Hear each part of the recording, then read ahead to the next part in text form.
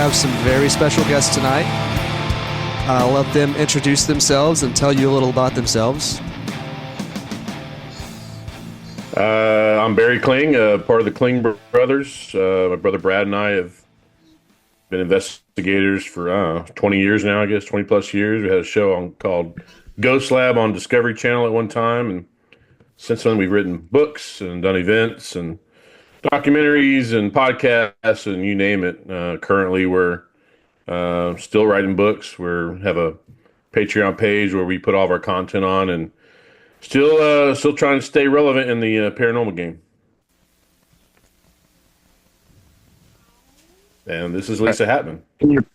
Hey, can y'all hear me? Yes. Okay, I'm Lisa Hatman. Yeah. I'm part of the Kling Brothers team. I've been investigating since the middle 80s. We investigate different locations and visit historical places and just do fun stuff with the Kling Brothers. Well, that sounds awesome. It sounds like it keeps y'all busy. Usually. And you're based out of Texas? We are. I live just north of San Antonio. Lisa's from Houston area. So yeah, Texas bred for sure. Yeah. That's what's up. Hell yeah. We've also got Travis with us. You guys will know him from the I think Travis, episode. Yeah, I'm here. Hi guys, how y'all doing? Good seeing you. Good seeing you. It's been a while. Been a long time. Hey, Travis. Hi Lisa, how you doing? All right. Matt, how y'all doing? Doing good. Trying to keep these kiddos we're here. entertained. That's good. So, Travis, I think we'll kind of hand it over to you for a little bit since you organized this meetup, if that's all right with you, Mr. Smith. Travis got us in touch with you guys because, yeah, that's fine. Go ahead. Our Halloween episode. We con the paranormal and stuff like that. That's why they had me on, and I would like to bring on Barry and Lisa as they came to Gilmer a little over a year ago and investigated the Kelly Wilson case that I kind of touched base on, letting y'all know that I had them reached out to them via Facebook as they had a post looking for interesting things to look into around East Texas and Texas in general, and about the Kelly Wilson case. And they came up, and I will turn it over to Barry. Can expand on that a lot more and kind of tell y'all where they were, what they did, and where they're at today. Yeah, so Trav, we actually put a Facebook post out. We're looking to do like true crime stuff, like use our paranormal prowess to look at missing person cases or murder cases or whatnot, to try to find evidence to see if we can find clues and maybe solve the case or answer some questions of the case. And Travis was, I think, the only responded with this Kelly Wilson case, and we quickly we learned about it and quickly said, yeah, let's do it. So our original plan was to come up there and investigate the store that was a video store back there, the store that she worked at, the store she disappeared from. It's currently still there. It's not a video store anymore, as y'all probably know. But that was our original plan, and we were going to come up there, investigate, maybe do some EVP sessions, maybe find a voice or two. It was kind of a shot in the dark, really was. And we contacted a psychic friend of ours out of Houston. Her name's Katrina Cooper, and also a psychic friend of ours in Wisconsin named Dana Stricker. We put them on the trail to see, like, if anything came to them. You could take psychics for what you want, but these two ladies are pretty good. They've done things with us in the past that are pretty spot on. So we trusted them, and they did their thing, and they wrote down clues and tidbits and things about what they saw. Just prior to us getting up there, we had a development in the case. We had a person in the town actually called the police department and gave them some information that they possibly knew where Kelly Wilson was buried. Wow. We're not, and I don't want to. I'm not going to get into names and suspects and all that because the people that were implicated or named are still living around Gilmer. So this person made this claim. Police took the call. They came out to this piece of property in Gilmer, and they brought some cadaver dogs out there. Just kind of taking the call seriously, because some of the things that this person was saying to them were, pretty legit. It kind of matched the case. It matched the what happened, some of the circumstances. So these cadaver dogs come out there. The guy runs one of the dogs around. They run around this property. It's about, I don't know, 10-acre piece of property, I guess. He runs up and he alerts at this tree that's kind of maybe, what do we say, Travis, about 20 yards from the house? That sounds about right, 30 yards from the house. Yeah. This big, huge tree is where this dog was actually baying up the tree, like barking up the tree. And so the handler took note of it, put that dog up, took the second dog out, let that second dog run. It ran all over the property. It also alerted at the same tree. Now, if you know anything about cadaver dogs, which we know a little more now, since I didn't know anything about cadaver dogs until we started this thing, but those dogs can smell decomposition up to 100 years old. And what he stated while they're barking up that tree is because if there was decomposition in the ground, that tree, when it grows, would take the decomposition with it. And so that could be a reason why they're barking up at the tree. So he put the dogs up. They actually, the police came out, the crew of cops came out, got a local farmer with a tractor. And when I say dig, it's kind of they just briefly just kind of dusted the ground, really didn't take it seriously, and just kind of moved some dirt around. And they picked up there was a cement slab there of an old, I guess, shed. It broke when they picked it up, and they said, she's not here, and they left. That's all they did. Yeah, I remember I listened to the Deviltown podcast, and they touched on that a little bit, and it sounded like the extreme lack of effort that they put into doing anything at that point in time was just mind-boggling. Even the homeowner was just like, "Is that it? Is that all y'all gonna do?" And they packed the shit up and they left. Didn't come back. And so we learned about this right before we were about to come up there. And so Travis, he knew the landowner. He actually got us access to the property. And so we show up. We show up to the property, and they had some paranormal things happen in their house. They were seeing shadow figures, noises, just different things. So we investigated the house for a little bit that night. Went to dinner, came back, and then it was dark by then when we investigated outside around that tree area. And if you kind of like give you it's just a, I don't know, 20-yard by 20-yard area with this big tree in the middle, and there was a chicken coop right there, and we're out around the woods, and behind that big tree is just solid woods. And so we put out some equipment. One of the things we use is a REM pod. I don't really put a lot of total trust into the REM pod. It can have some false positives. So we put a REM pod. If you know what a REM pod is, it's just looks like a big hockey puck with an antenna sticking out. It measures electric or static electricity. If you get near the antenna, it alerts. It makes a sound. A light goes off. And then we had our audio recorders that we put around the tree, and then also in different other places. And what was strange about this session was when my brother Brad was asking a question. It's kind of a question answer kind of thing. Like, hey, if you're here, blah blah blah, make that REM pod light up.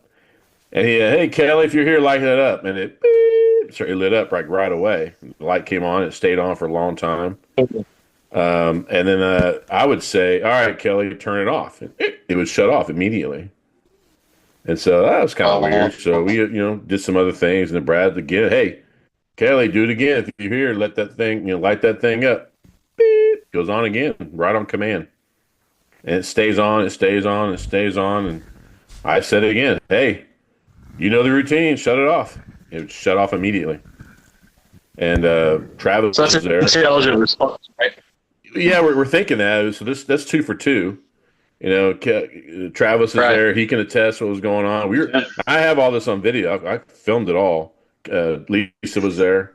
Lisa was asking questions. We were all kind of asking questions, like, hey, where are you at? What happened to you? Who's who? Give us the names of people involved, and just all. But no really response unless we said, hey, if you're here, turn that REM pod on. Now, the third time it happened, my brother said again, Kelly, all right, do it again. If you're here, beep, comes back on.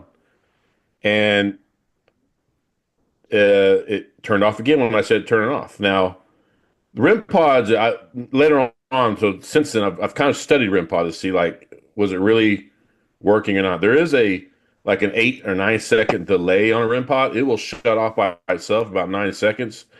So I took it a little further. I went back to the video of us doing it, and it was shutting off about 4 or 5 seconds when I said to turn it off. So it wasn't hitting that 8 or 9 second threshold, which is already programmed into the thing. So is it a ghost? Can't say. It was just a really strange coincidence. Well, the last thing that happened was there's, like I said, there's a chicken coop right next to me, and they had this duck in this chicken coop, and it's the middle of the night, and this duck starts going nuts, like something is after that duck, like wah! Screaming, carrying on right behind me, real loud, and I jokingly said, "Hey Kelly, is that you messing with that duck?" And that REM pod goes on, wow. And it stayed on until I said again, "All right, you know the routine, turn it off," and it went off. What happened about 5 or 6 seconds after that changed the game. Now, we didn't hear it at the moment. We packed up later on that night, went to our hotel room. We're going over the audio sessions. And what we found, it was shocking. I mean, just blew us away. We actually caught the voice of a girl, seemed like almost like a teenage girl, in a real sarcastic tone, say, "I'm literally 5 feet away from you." Oh, wow. No way. I shit you not. Yep. "I'm literally 5 feet away from you." It goes, "I'm literally 5 feet away from you," like a real smart ass teenager, female. And we're like, we were in the hotel room. Brad found it, and like our eyes are just like, what the hell what did we just uncover? Now, you can say, "Oh my God, it's Kelly." But we kind of took a step back. We're like, okay, I'm literally 5 feet away from you. What direction is that? Is that really Kelly? There's a lot of questions that we're like, what is going on here? But just to get that voice in the middle of nowhere, at a place that was reportedly connected to the whole thing. At a place that was connected to her via this tipster that called in this tip. And we catch a voice of a teenage girl. I mean, I don't know, what else we could, say of how true that is or not. But it blew everybody away. So when we got back the next day, I think we came back and we played it for everybody. And everybody was just, Travis was there, Lisa was there, and we all just like, whoa. And everybody could hear it. It wasn't like you had to kind of squint and really get your ear down. You can hear it very, very clear. It was very clear, very plain. You knew exactly what she was saying, and she was very, very sarcastic, like a teenager. But she's 17 when she disappeared. Yeah. 17. So she was a teenager. So we're like, okay, now what? And so what we did is we still went to that video store. We investigated the video store. We kind of did some EVP sessions there. But we actually, with Travis's help, we actually reached out and found, and I don't remember her name, we found Kelly's best friend from high school. It was a girl that she actually lived with at the time of her disappearance. She left her house. I guess she was having some problems. She was living with her friend, I believe. Yes. At her friend's parents' house, and that's where she did that. That's where she was living when she disappeared. So we actually got a hold of her, and she was very weirded out. Like, what do y'all want? Like, we're asking her to come down to this video store to listen to something, and she got there. She was super nervous. She didn't know what to expect. And so we wanted her to listen to the voice to see if we can get any voice identification. I know it's been 30 plus years after the fact. Things are forgotten. Our memory fades. But I got this on video too. So we put the earphones on her. She listened to it. I'm literally 5 feet away from you, and she started crying. Oh man! And she said she took off the headphones. She said, "That's her. That's Kelly." And so wow, that's just a kind of the way we do our investigations. There's just check marks. So we just it wasn't solved. It wasn't. We're getting some check boxes checked as we're going along our investigation algorithm. And that was another check mark. We have a person that was very well known to Kelly, best friends, was around her a lot, stated that that's her voice. Now, did she just say that? I don't think so, because the emotional response, she literally started crying before she said that. So right. She had a huge emotional response. She said, yes, that is Kelly's voice. We also got another friend of Kelly on the phone. She wouldn't come down. She also confirmed over the phone that was Kelly. So we're kind of left with that. We have this voice. Two people confirmed it's Kelly. It sounds like a teenage girl, which would be Kelly's age. It's on a piece of property that this tipster said her body should be. Come to find out that later on in my research that the guess who owned the property there. Oh, that was the parents of the video store owner, right? Yes, the parents of the video store owners. That was their property. Or manager. At the time of the disappearance, they owned that property. And the manager, I believe, lived there off and on at their place on that property. So another strange coincidence. I mean, there's all these. A friend of ours, the Travis County Sheriff, he was actually with us. He was kind of helping us on this whole thing. He said, "There's no such thing coincidences in a missing person or murder case. They're clues. You have to take it as such." So a lot of things are adding up, and so we kind of backed off. We left for the weekend, came back home. This is kind of where it starts getting weird. So remember our psychic friends. One of Katrina, the one from Houston, wrote. She actually sent me she wrote down a piece of paper and sent me a picture of the paper. And it had a bunch of weird things on, like red dirt, Myrtle's Beach, red car, just metal in the ground.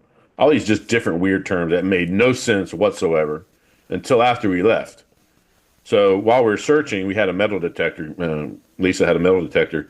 There was pieces of metal, like an old tin shed used to be. There's just hundreds of these pieces of metal everywhere in that area. So that was one thing was weird. The other thing we looked up, and there's a big red Suburban. I mean, this is whatever coincidence. Red Suburban's in there. But what was weird was she said the name Myrtle Beach. Actually, red sand. There's all that red clay. Y'all familiar with Gilmer? There's all that red clay, red sand up there. But what was really strangest is she said Myrtle Beach, and the homeowner was from Myrtle's Beach. Wow. And so yeah, so we're like, man, it's just weird. So we were in contact with the homeowner. Lisa and I and Brad and Travis were kind of in contact about what we wanted to do next. And we came up with plans like, hey, if we think she's there, let's go dig and find out. And so we called the landowner. She was all for it.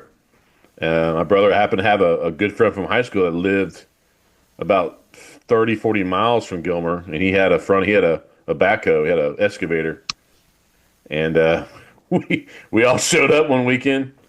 I had brought our cop friend, and the Katrina, the psychic, came, and Lisa was there, and we were all there, and we were going to dig a hole. Which we did. We dug about the size of a swimming pool, about 6-7 feet deep, and we didn't find anything. Now we did find a few weird things. We found like charred wood.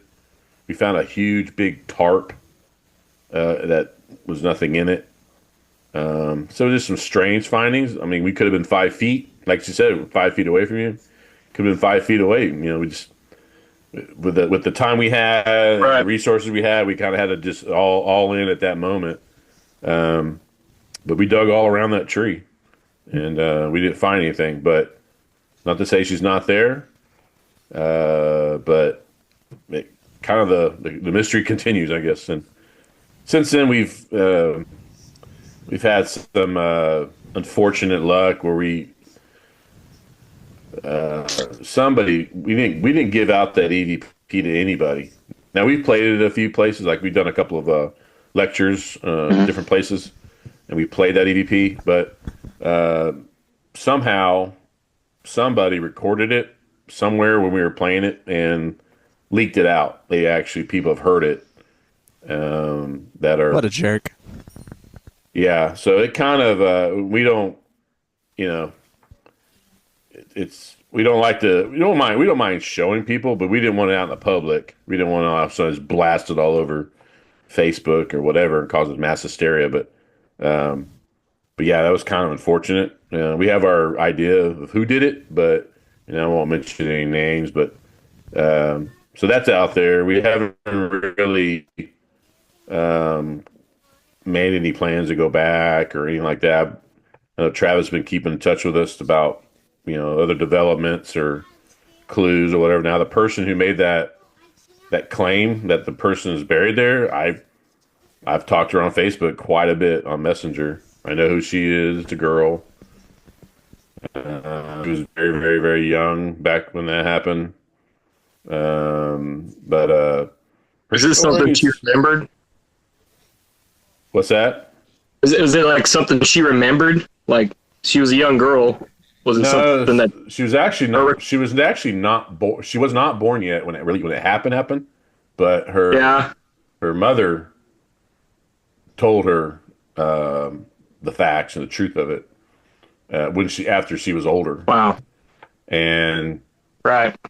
I mean, I don't know. I know like just enough to get me in trouble with the facts and the case and this person, that person. But her story, I believed it. I mean, it was pretty plausible that could have happened.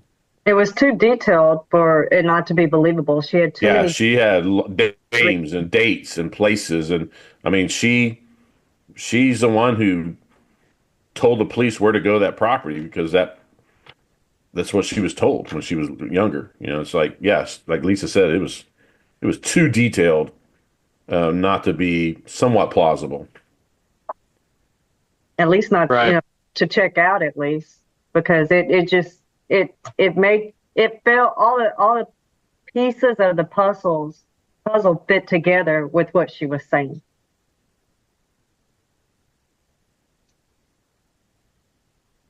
That's gnarly. Yeah, but like I said, I don't know. There's too many things there for it to not add up to something. It's kind of like you said, you have that checklist of, there's too many boxes that are, oh yeah, that's it. Yeah, I really think I think she's there. And if she's not there, she's been moved. I think she was there at one time. I really do. And the players involved. It's kind of wild. They did all that digging. They had 2 cadaver dogs mark the spot, and they kind of just moved some dirt around. Like, no, we're good. That's wild. Where we dig at, my metal detector, it'll show you where it's been disturbed, and it was disturbed. It had been disturbed before, and obviously when we were digging, like Barry said, there was charred wood. There was little glass cups. I don't know what those were. I don't know if they were like old perfume bottles or they were old, but there was a lot of them. And I was pulling them out of there. And like he said, there was a big, thick black chart in there. And so when we saw it, I jumped down in there and grabbed it. And of course, I felt something and started pulling, but it was like a limb of a tree that had got tangled up with it. But it was that thick black plastic, and I'm not sure, it was kind of wet to go down. We went pretty far down where it was finally undisturbed because you could tell in the dirt line where it was disturbed and where it wasn't. And we went all the way down to where it wasn't disturbed. So it was a big area that had been disturbed before. That's wild. Wow. Was it like almost like a landscaping tarp, like you would put down under like a garden bed kind of a deal? Yeah, like really thick. Yeah. Like a landscaping tarp. Yeah, exactly. No reason for it to be multiple feet underground in somebody's backyard. Yeah, the only thing I could think is like it could have been an old trash pile or something like. But like you said, a lot of charred wood. That tarp was there. The charred wood makes me. Yeah, it was just weird. It was just and like you said, it could have been 5 feet too much to the left. I don't know. Or like you said, she was there at one time and now she's been moved. Man, I really love doing this podcast, but sometimes it's a hassle in a good way. Like today, everybody's coming over here to do this episode. And, I had to spend a couple, 3 hours just trying to get this place clean so people could be here. It's a lot of work since you live in such a giant house. It's big and it's old. It's big and it's old, yeah. And you have a lot of room that you really don't need. Right. Sometimes I think it would just be cool to start over. I might have a solution for you. Oh, really? Bob's Containers, based in Austin, Texas. They make turnkey container solutions, building both standardized and custom container homes. They also build commercial container solutions such as bars, restrooms, kitchens, and anything you can think of. So if you wanted to make like a pentagram shape container home. Like a man cave. Like a man cave. That too. They're easy ADUs, which is accessory dwelling units. They provide financing, which is huge in this economy. Yeah, it's very generous of them. Permitting, as in they'll help you permit your home wherever it's located. Which is insane because that is such a giant hassle. They will go to bat for you. That's great. Custom solutions, such as the man cave, recording studio. Right. If you can think it, they can probably build it. Giant pentagram. There, exactly. Quick and easy nationwide delivery. That's insane. That is insane. So if you live anywhere in the continental USA, guess what? Delivery. They can deliver it. And they also provide off-site construction. So there's like no noisy BS while you're waiting for your home to be built. So that's pretty cool. That means you can get your land ready. Yeah. And then whenever they're finished with it, they'll show up, install it, and then you're there. You're ready. Yeah. That's great. They just give you a ring-a-ding and say, hey, we're on our way with your custom home. Yeah. They're built in Austin, Texas, so you know it's going to be the best. So check them out at bobscontainers.com or call at 833-265-3269. Nice. You know what? It's a no-brainer at Bob's Containers. So we were talking about the digging up the hole. You dug somebody a new swimming pool without meaning to. Pretty much. So And y'all found pieces of black tarp. Tarp, charred wood, a lot of also broken cement. I guess it used to be like a foundation of some sort. Like, so there's a lot of broken pieces of cement down there too. Yeah. So other than that was it. I asked this question while we were waiting for the meeting to start, but I think I'm going to ask it again because I'm really interested in the answer, and I want other people to hear the answer also. As far as cold cases go, is this the only active one that you've ever investigated? Yeah, as far as like I said, like crime wise, yeah, like an actual and a current investigation, I guess. Yeah. Now we found, in Ghost Lab, we found an EVP with John Wilkes Booth is in the Granbury Opera House in Texas, which he's not supposed to be. That was that, and then we found like. Hey, I'm gonna need you to pick up that name you just dropped. What's that? I'm gonna need you to pick up that name you just dropped. No big deal. No big deal. John Wilkes Booth. Just John Wilkes Booth. That's what the EVP said. So. Yes, I'm John Wilkes Booth. Y'all haven't seen? You've ever seen that episode of Ghost Lab? I have not. Yep. So I just started watching y'all when Travis was. He told me about y'all, so I started watching it a couple days ago. I haven't went through all the episodes yet. So this is I'm excited season 1 to of see Ghost that one Lab. now. We went to so when we got Ghost Lab, we went on this little tour. Me, Brad, and the producer, like looking for places that are going to be on the episodes. And one of the places we went to is in Granbury. It's the old Opera House. And one of the stories is Right. that John Wilkes Booth showed up there one day under an assumed name called John St. Helens. He was a Shakespearean actor. He had a same injuries as John Wilkes Booth. He looked just like John Wilkes Booth, and he was working there in the Opera House. And years later, he got sick. He was about to die. He was on his deathbed. He confessed to being really John Wilkes Booth. He killed Lincoln. He told him where the gun was found. They actually went and found the gun, but he didn't die. What? He got better. And he's like, oh snap! I gotta hit the road. So he took off to Enid, Oklahoma, where he assumed the name of George I don't remember. Soros. George something, and he committed suicide by swallowing strychnine. That's where the story ends, or the conspiracy ends. And so we went there, we did an investigation, and we're in the Opera House. Me, Brad, and our friend Steve Harris. We're by ourselves. We're taunting John Wilkes Booth. Hey, get your ass out here! Blah blah blah. And You limp your way over here. yeah, and Brad goes, come on, give me your name. And this voice, I swear to God, says, "Yes, I'm John Wilkes Booth, you bastard." Just like that, like very, very electronic sounding. But yeah, yes, I'm John Wilkes Booth That's crazy. in the middle of a dark opera house in Granbury, Texas. So we went shit crazy on that one. We like, damn, we rewrote the history books. But that's just one of them. Another one was our very last episode was in Deadwood, and we did the whole Wild Bill Hickok story. We actually went to the Yeah, it's cool. where he died in the poker game, Dead Man's Hand, that whole thing, and Yeah, Dead Man's Hand. That's a cool story. we got a EVP said, we said, what's your last words? He says, "Tell my wife I love her." Very clear, and come to find out, we've talked to the story, and that really was his last words. He said he wrote a letter to his wife the day before he was killed, and said, "If I cross the great river beyond, know that I love you." It really was his last words.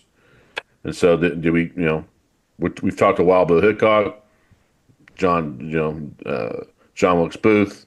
We found a missing soldier in Gettysburg by the name of, God, I'm drawing a blank right now, Private John Riley. That was missing. He's actually MIA. And we found kind of where he would have been, his detachment North Carolina regiment, and we found him in a little assuming like inn near Gettysburg where he would have been dumped off. Where the bodies were dumped off on the retreat.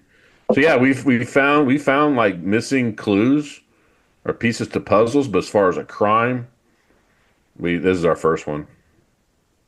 It's pretty impressive, and I'm assuming that just for consistency's sake and for scientific purposes, you approach everything exactly the same way, whether it's a open cold case or just a general investigation.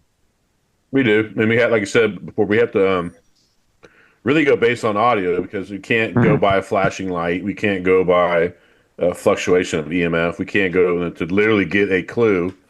Someone needs to tell us. So it's a lot of audio work. Right. I mean, so what is that? Go ahead, Matt.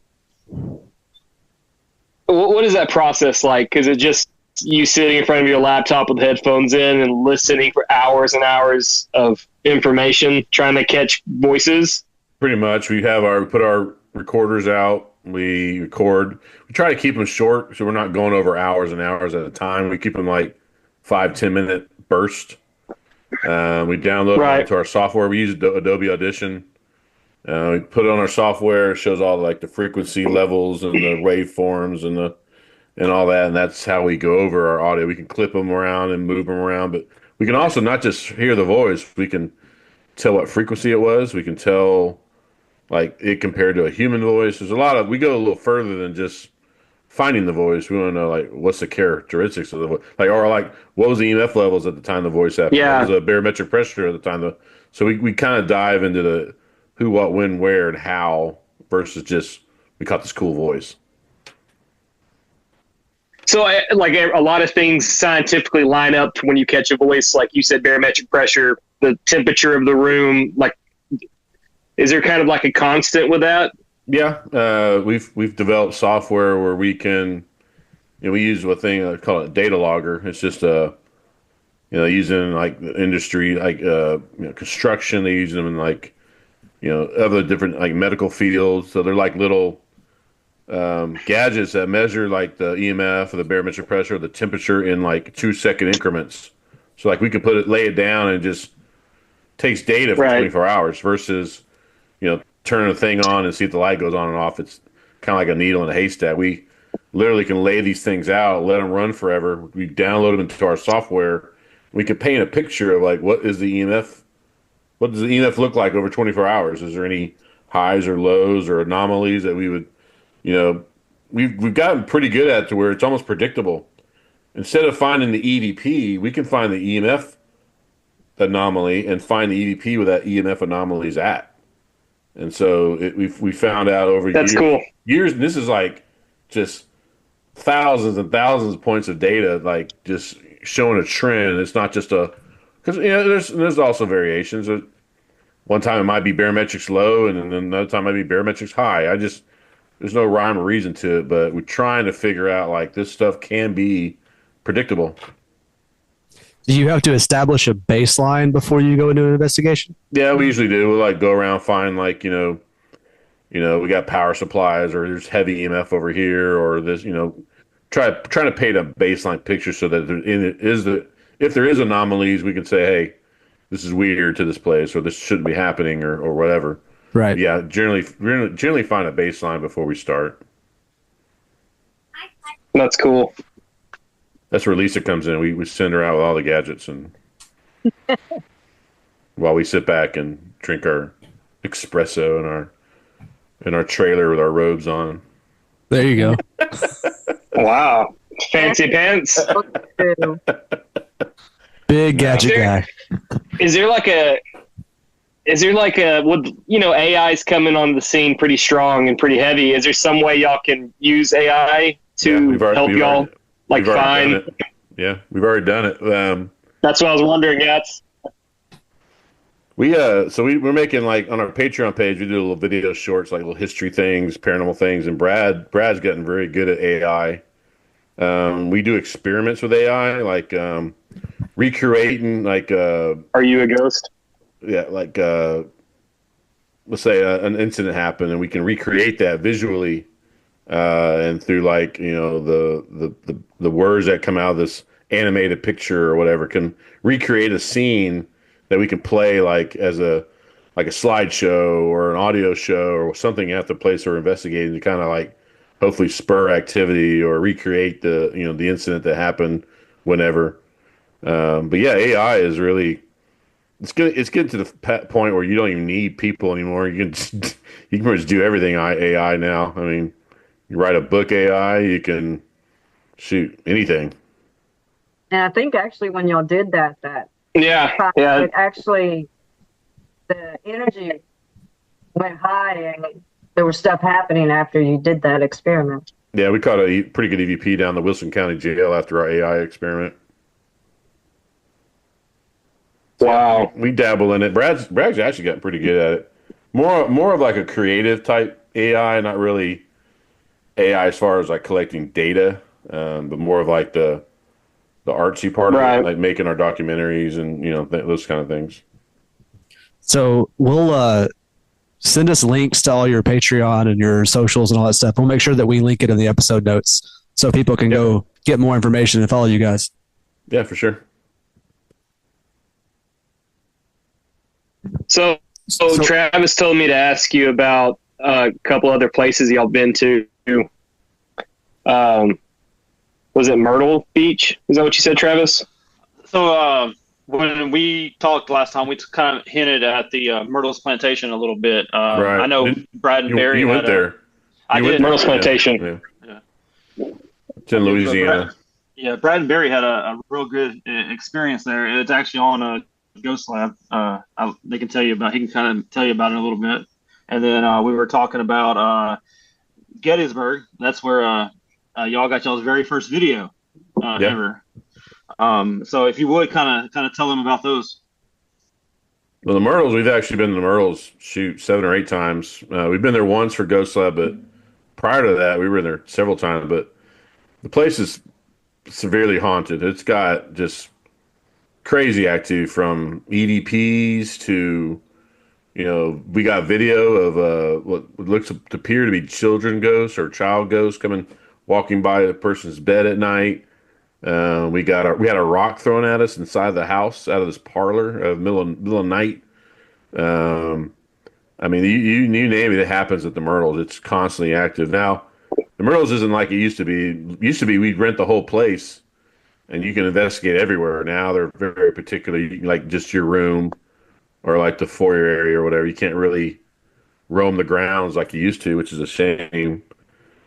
It actually caught on fire years ago. The original part of the building, which is the gift shop, caught on fire and did a lot of damage. But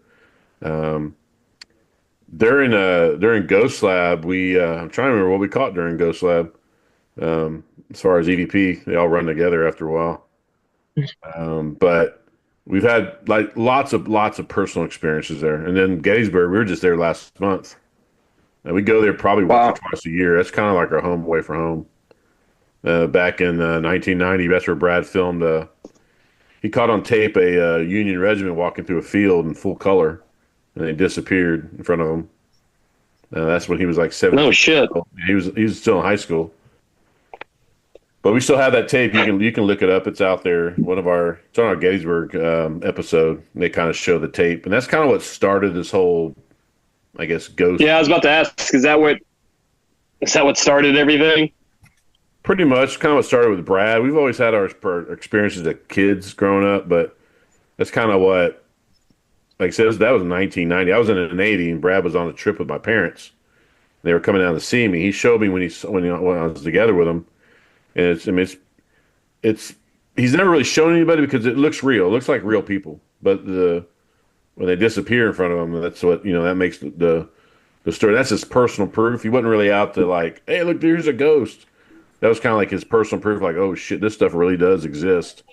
I caught him on tape, and since then, crap, we've probably been to Gettysburg 15, 20 times since then. And we've caught crazy stuff there. Just battle sounds, and we caught the rebel yell on the battlefield. We've seen apparitions. We've got pictures. The place is ripe for paranormal activity. We do like I said, we do an event there every year. We take people out on bus tour and take them around to the different battle sites and talk about the history part of it. And then somewhere in town we'll do some sort of paranormal investigation. But it's a good time. I think we're going back November 8th. Will be our next trip back to Gettysburg. But yeah, it's awesome. If you've never been there, it's a place you really need to go. If you're into the paranormal, well, really, if you're into the history, I'm into the history more than I am the paranormal. I like the history. I think the ghost craze has kind of like done it a disservice because there's like 13 different ghost tours in Gettysburg. It's really kind of gotten away from the actual history of the battle, which is sad. And so, I go there for the history because my great-great-grandfather fought there, and so it's very personal to us. Cool. And so that's why we had that connection there. I went to Gettysburg when I was a kid, but I didn't know about ghosts back then. I mean, I knew about ghosts, but I wasn't worried about ghosts. My dad took me to like every historical battleground within 12 hours of a drive. We went to Vicksburg, Gettysburg, Ruby Falls, different bunch of places like that. Gettysburg's great, but I wasn't looking for ghosts back then. Right. Does it ever get old, or is it always an awesome experience? Does ghost hunting ever get old? Yeah. Yeah, it does. I guess when we were doing it on TV show, it got real old real quick because it's 16, 18-hour days, every day, gone for 6 to 8 weeks from home. Just eating late night, hotels, rental cars, airplane flight, kind of living the life of a rock star, which you would always think, oh man, it's not it's not the life that I would want. It's just go, Right. go, go, go. And when it turned into a job, and it kind of took the fun away. We were at the end of the other side. We were like, man, I'm done. I need a break. But when it's just us, just Brad and I or Lisa, we're all just doing it for us, and the fun comes back in a little bit. It's still, the paranormal world is kind of, there's no paranormal shows out there anymore. There's a lot of the celebrity, I guess you call them, were doing YouTube stuff and trying to stay relevant. And there's a lot of drama and there's just a lot of chaos in the paranormal world. So it does kind of put a bad taste in your mouth a little bit. You kind of like, I don't, I want to maybe take a break, or I'm gonna do this. So the way Brad and I kind of deal with it, we deal with other things like historical things or weird history, or maybe like you talk about UFOs, or we talk about like maybe some other things that pique our interest, is not just ghost. But yeah, you can ghost hunting. I always tell people it's boring as hell. I mean, you're sitting there in a dark room talking to nobody, for hours, and usually nothing's happening. It's very rare. Very rare things happen to you, but when it does, it's exciting. But like I said, in the process, it's pretty boring. We could do a whole nother episode on UFOs another day. Here at Truck Beers, we are UFO lovers. We're fans of UFOs.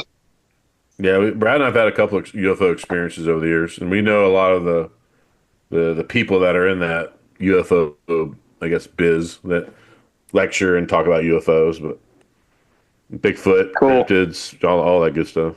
It seems like there's a whole lot of overlap in all of those fields.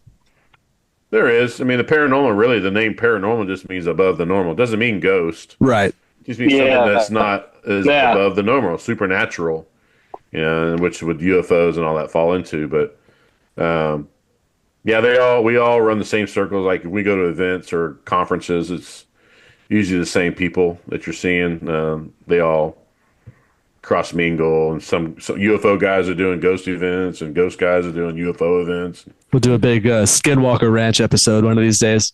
There you go.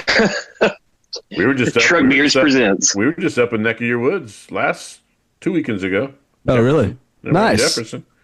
Yeah, they have a ghost show twice a year, April and November.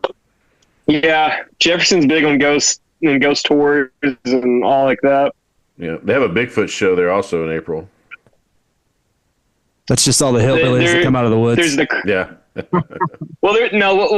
a cryptid called the what is it called? They made a movie about it in the 70s. Boggy Creek, yeah. That's based in Jefferson, Dangerfield, Sabine kind of river. Yeah, our friend Lyle. I grew up listening to that. Wrote the book on that. I think Boggy Creek Monster. Right. So, yeah, East Texas has a couple of cool things going on for it, like that way. Paranormal, I've always thought. I think they mistake Travis for Bigfoot when they see him walking HEB. Man, if we had an HEB, you'd never see me again. We're too far north for that goodness. Down here. Oh, man. Y'all don't know what you're missing. Oh, I know what I'm missing. That's why I'm mad about it. We have Brookshire. No, we know. Yeah. Yeah, we've tasted of that forbidden fruit, and we can't have it up here. That's a shame. So, tell us about your Lone Star Paracon that you have coming up in March. And then I also see that y'all have a thing coming up on the 20th of November. Y'all going to be in San Antonio? Yeah, the 20th is a week from today. It's at a restaurant in San Antonio called the Magic Time Machine. A local cryptid guy and his buddy, they put on these kind of like just like nights of lectures. They invite different guests and they give away books or sign books, and then they give a little lecture. So this next week, Brad and I are the featured guests, and we're going to be kind of talking about Texas haunts and Texas ghost stories, and maybe showing some evidence or whatever. And we have some books to sell and sign. It's just a kind of a small. Tickets are still available. I think they're fairly cheap, like $30 or something like that. I don't think they're very much, but it's gonna be a fun time. It's at an old restaurant in San Antonio called Magic Time Machine. It's kind of been there. It's been there since like the 70s. It's a kind of a cool place. And then in January, we have an event in Uvalde down south. We're going to be lecturing at the Opera House there. We went to Australia this past summer, and we did this big 2-hour presentation on the ghosts of Texas. And it's more than a lecture. It's kind of like a stage show. It's a lot of humor, some sad moments, scary moments, a lot of cool evidence, a lot of cool stories. We're doing that in Uvalde on January 11th. Tickets are on sale for that. They're only like $20 for those tickets.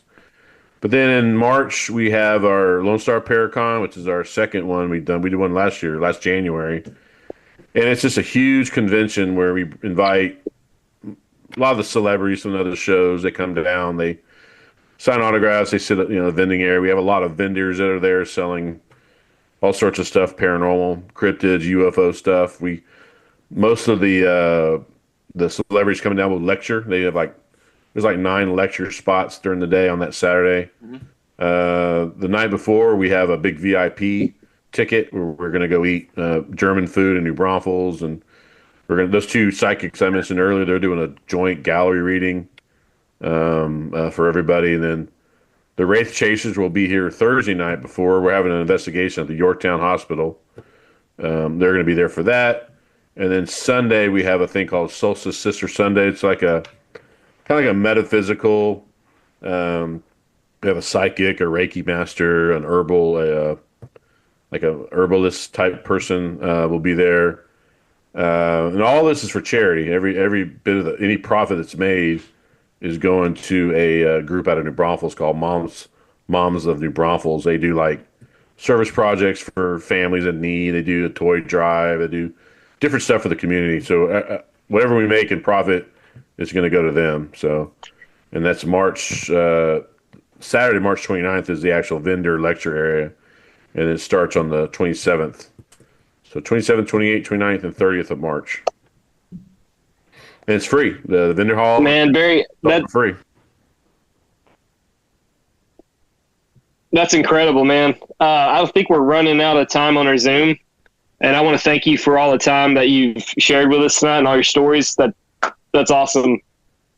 I really appreciate it. Yeah, appreciate you having me on. Sorry Brad couldn't make it, but I'd love if you ever back East Texas way. I'd love to do this in person. Me and Matt would eat it up. Absolutely. Yeah, well, I'm sure we'll be up that way sometime. Who knows? Maybe something will happen with this Kelly Wilson thing, and we'll be back doing that. So that's the point of us putting this out there. Is maybe hopefully somebody local hears this and reaches back out to y'all. Yeah. Cool. Yeah, for all of our listeners out there that enjoyed this, make sure you follow these guys on all their social medias. Go check out their Patreon page. These guys are doing really cool stuff, and they deserve some extra follows. So hit them up, check out their stuff, learn something, get a new wrinkle in your brain. Miss Lisa, thank you very much. You're welcome. We really appreciate you being here too. She wouldn't stop talking. Just tell me shut up. You can talk. Is she the one that does she talk more like when y'all are together? Oh yeah, she likes to talk. What'd you say, Miss Lisa? I said somebody has to. They sit there and just look at people. she's our buffer at events. So. All right. Well, hey, thanks you guys. We appreciate y'all. All right, guys. We'll talk to you soon. Thank you very much. All right, man. Later. Later. Yeah. Bye. Hi.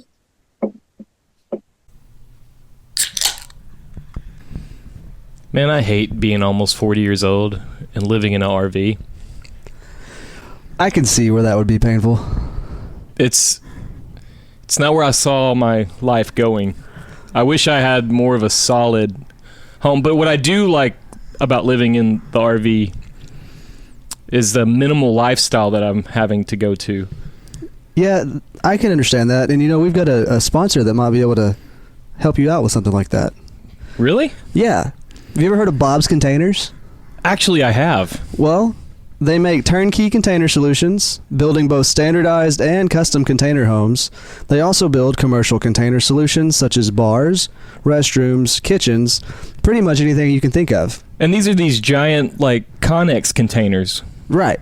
Like you see on rail cars.